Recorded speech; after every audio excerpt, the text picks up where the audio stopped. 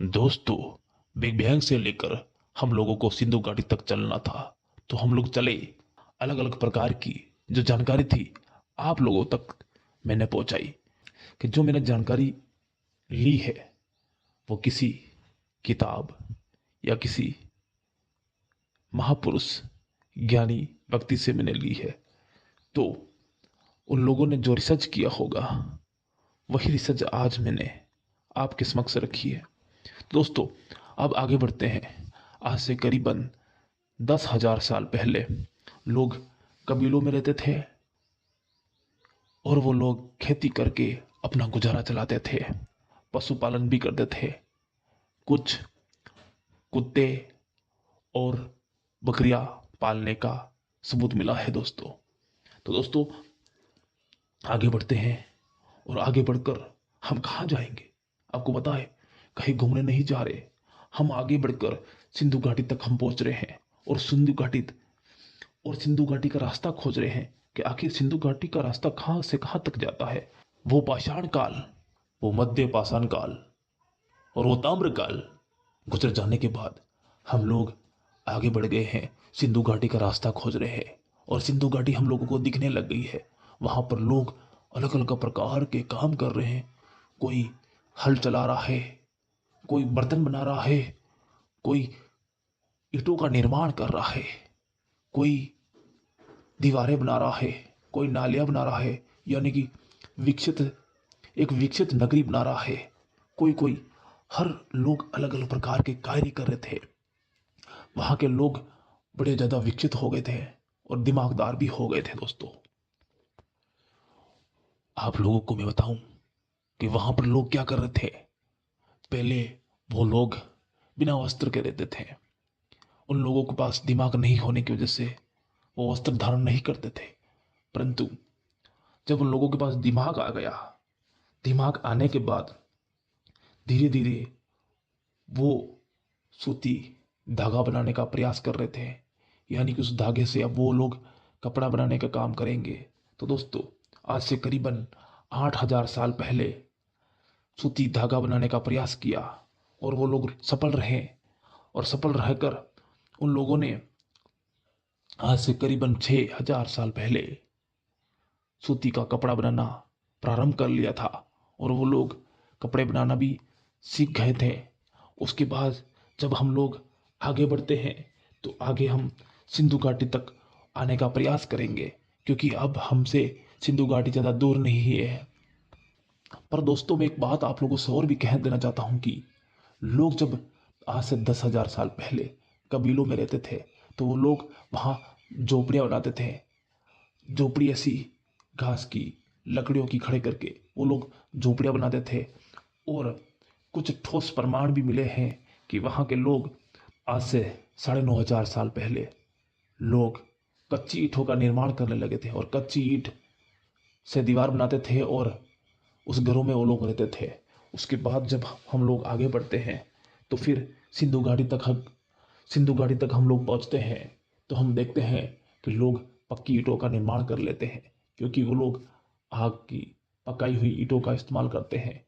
और एक नहीं, डबल डबल मंजिला घर भी सिंधु घाटी में पाया जाता है दोस्तों। और वहाँ पर स्विमिंग पूल, टॉयलेट, बाथरूम और पानी निकासी के लिए सब कुछ व्यवस्था वहाँ के बनाई गई थी। ऐसा लगता है कि वहाँ कोई नक्शा बनाता है और नक्शे से पूरी नगरी बनाई गई थी।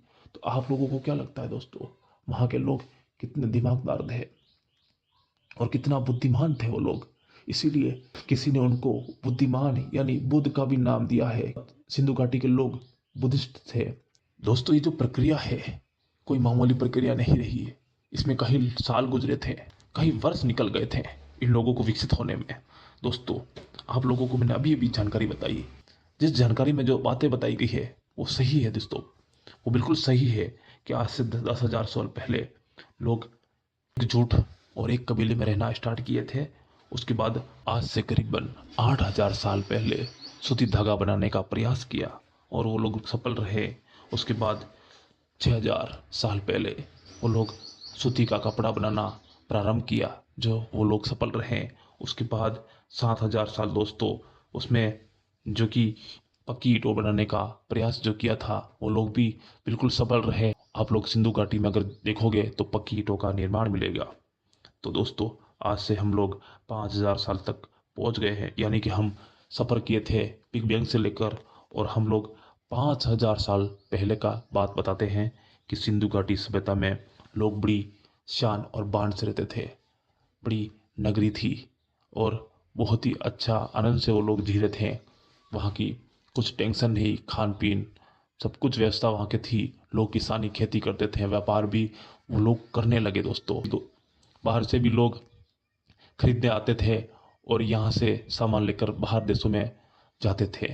यानी कि दोस्तों, अनाज जो भी कुछ है, जो भी वो लोग करते थे दोस्तों, खेती वगैरह वगैरह, तो यहाँ का व्यापार जो है बाहर के देशों में भी चलता था दोस्तों। तो ऐसी हमारी सिंधु घाटी सभ्यता थी जो कि किसी कारण वो नष्ट हो गई है।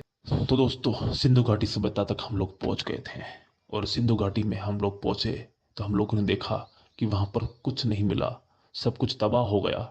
और आज जो हम लोगों को मिल रहा है सिर्फ कुछ एविडेंस, जो कि पक्की ईंटों का निर्माण, नालियाँ, घर, कुछ अवशेष, कुछ कंकाल और कुछ उनके औजार जो कि सिंधु घाटी सभ्यता में मिलते हैं। उसी से हम आज पता लगाते हैं कि सिंधु घाटी के लोग किस तरह से जीते थे, किस तरह से वो लोग अपना गुजारा चलाते थे दोस्तों। तो दोस्तों, आप लोगों को मालूम चल गया होगा कि सिंधु घाटी की सभ्यता कब विकसित हुई थी और वो कब ख़त्म हुई थी दोस्तों। तो वो भी मैं आप लोगों को बता देता हूँ कि उसका पतन जो है किसी कारणवश हुआ था। वो क्यों हुआ था उसका भी मैं कुछ जानकारी जो है आपके समक्ष रखना चाहूँगा।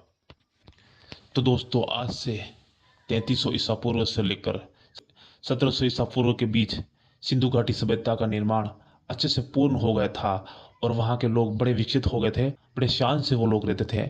बाहर के विदेशों में वो भी व्यापार करते थे, और विदेशी लोग भी आते थे और अपना व्यापार करते थे दोस्तों। तो ये दोस्तों, आप लोग समझ गए होंगे कि वहाँ का बहुत ही अच्छा माहौल हो गया था। एक नगरी, एक अच्छी नगरी बस गई थी दोस्तों। तो उसके बाद जब है 1700 ईसा पूर्व में कुछ घटना वहाँ पर हुई, और घटना ऐसी भारी थी कि वहाँ को सब कुछ तबाह हो गया।